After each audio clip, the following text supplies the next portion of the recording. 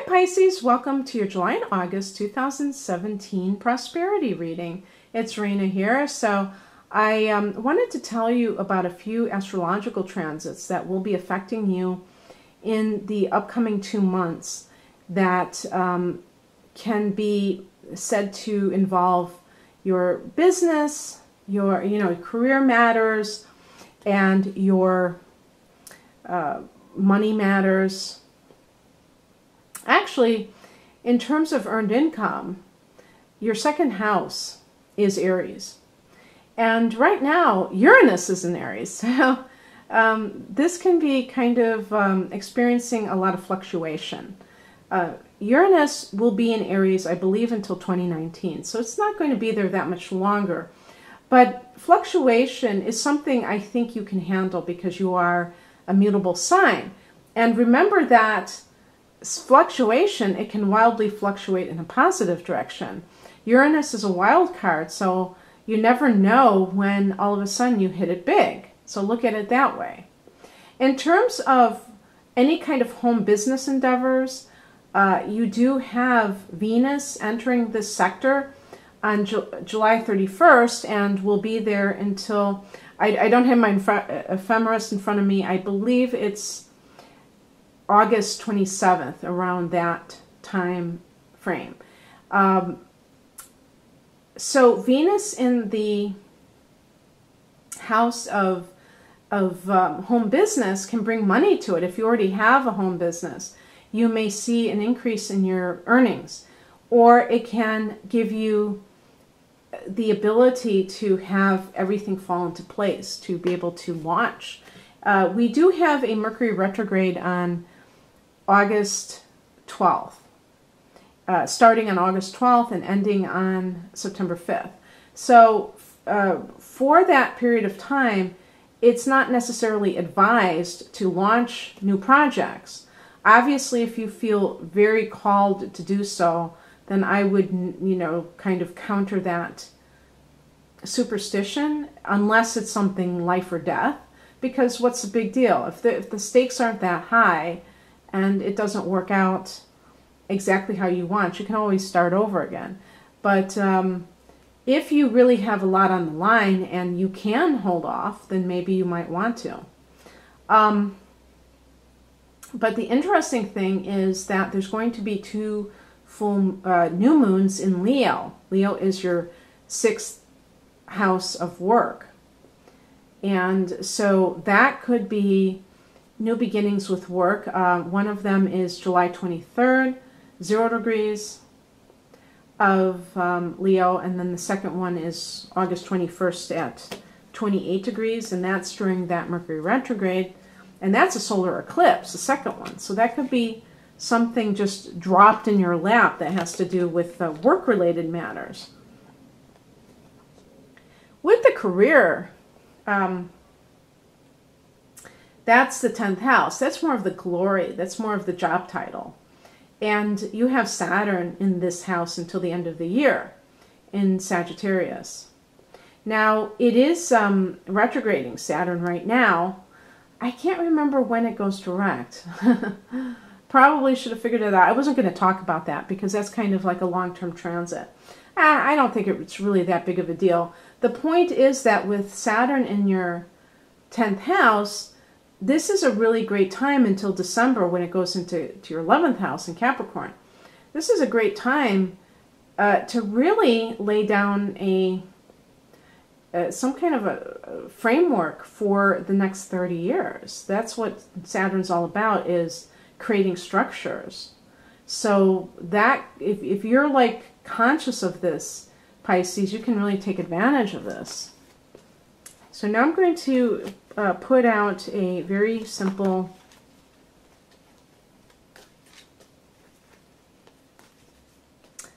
three-card spread,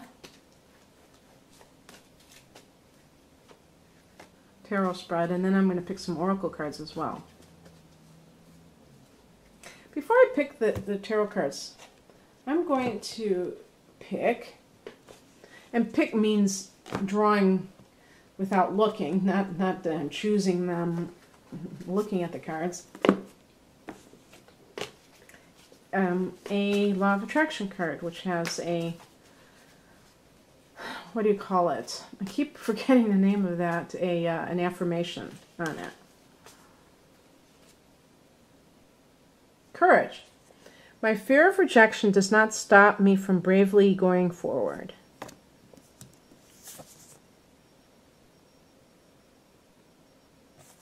So let's see if we get some cards that resonate with that.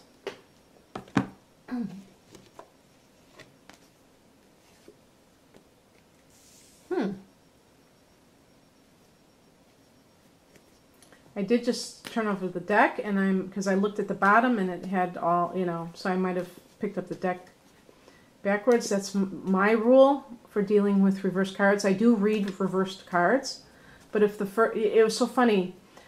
This happened in one of my readings where the card, it wasn't a tarot card, it was an oracle card, and it came up reversed. And I said, boy, that's weird.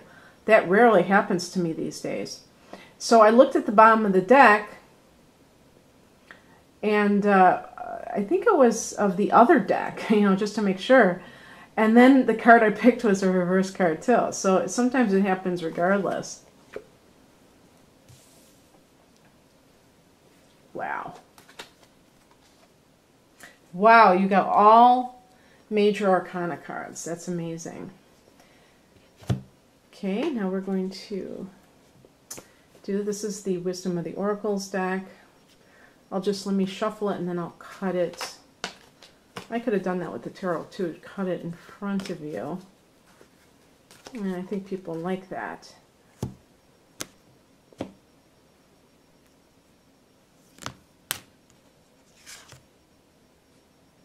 Milk and honey. I did get this card for somebody else. It was interesting. And my Earth Magic deck, I'm going to shuffle.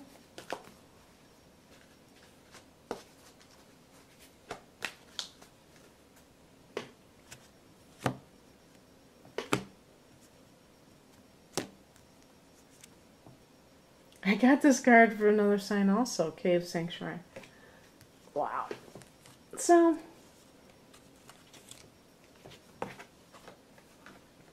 could be kind of a universal influence, I guess. Okay. So with the Magician in reverse, this is a past position. So, actually, let's take the Fool too with it.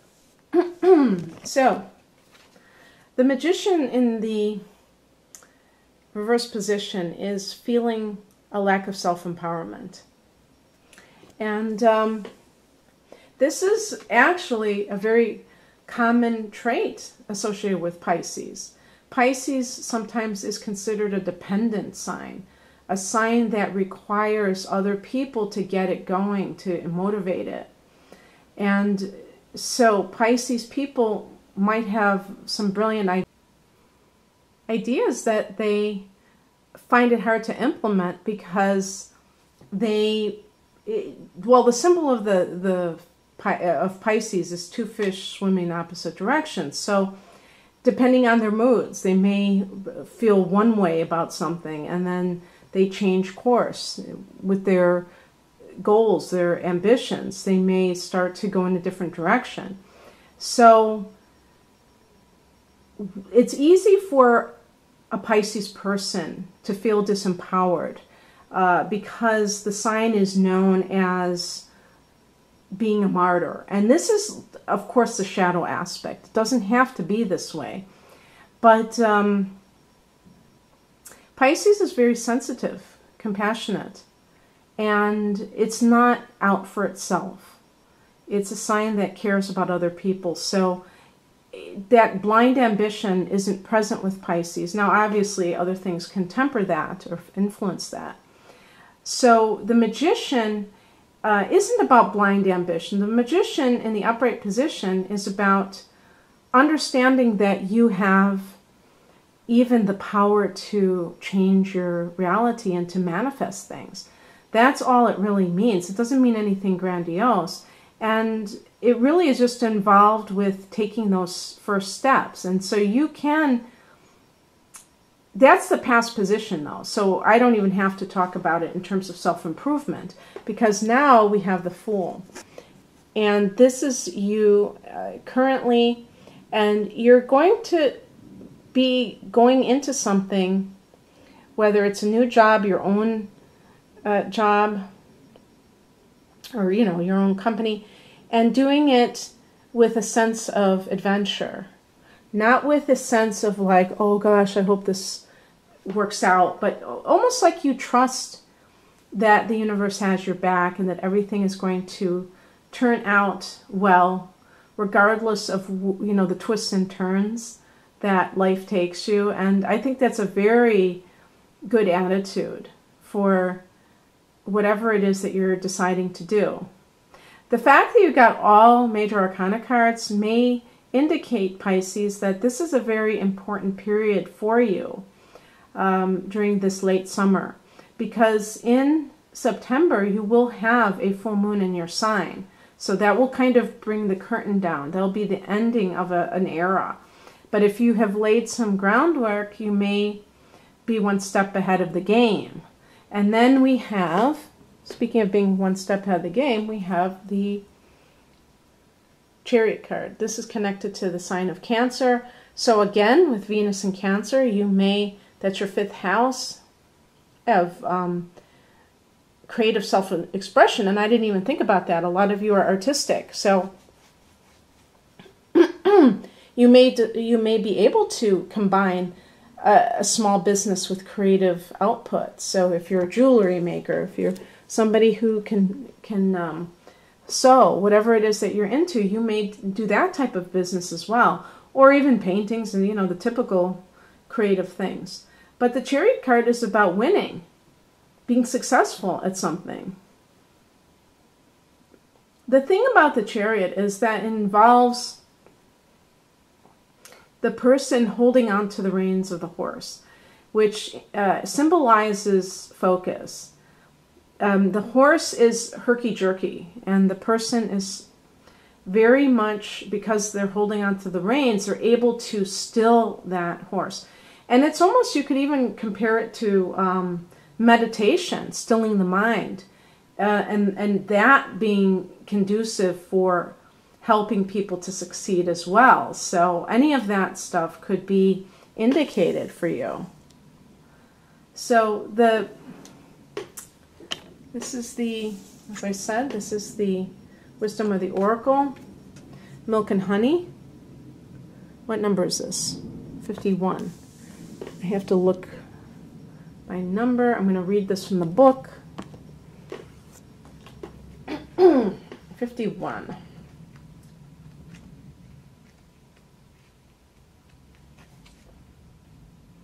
Essential meanings: the taste of prosperity, opportunities born of authenticity, nurturing abundance, trusting that your needs will be met. The Oracle's message: you've entered a sweet time in your life, enjoying the land of milk and honey that everyone wants to experience. It's an interlude that feels more languid than ambitious when all your senses are awake to the unlimited possibilities in the universe. These times are precious and only come when you're in your authentic zone, wearing the world as a loose garment, not wanting yet able to be nourished in ways both tangible and subtle. Abundance is an energy that you're a living part of. All your needs are being met. You are given the gift of nourishment in every form. The prosperity message is: there is only one authentic you. This version of yourself is Spirit's emissary in the world.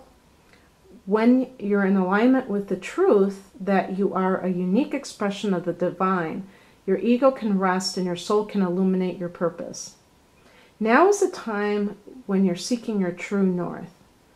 When you find this direction, you automatically step into prosperity, and the world brings you evidence of abundance. Miracles are a choice and a way of seeing the world. With every choice you make right now, you have the potential to seize good fortune and embrace your destiny. Opportunities will lead you to your best life now. Be open to them. You're getting a sweet taste of what you want. Ooh, I love that. I really do. And the other card I got was from the, sorry if I already flipped the back here.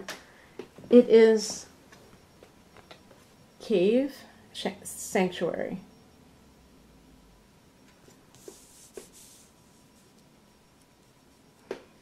Let me see what this is.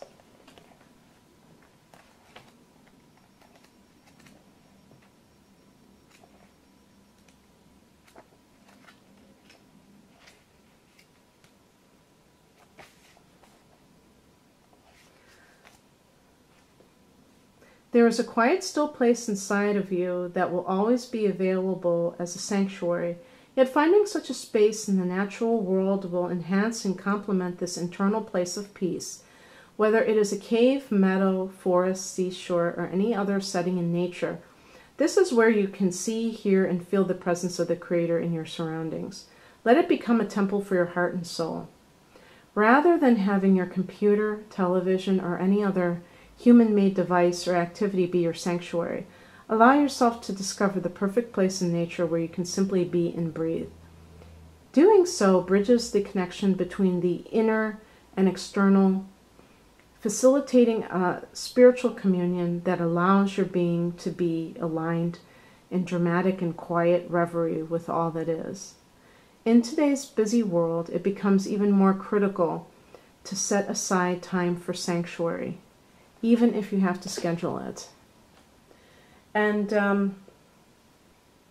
I also find that if you are trying to organize your life, if you feel that you're in a new phase,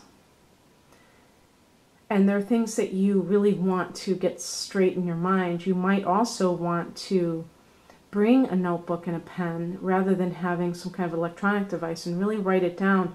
Make it more concrete by physically writing it down and having it there. And I don't think that that would be a disruption in this kind of a setting either. And you can even make it like a regular thing, like once a month that you go to a lake or to a stream. Maybe you hike all day. Maybe you whatever. Pisces tend to like water, so maybe it would be a body of water. It doesn't have to be an ocean. It can be a small lake or a stream.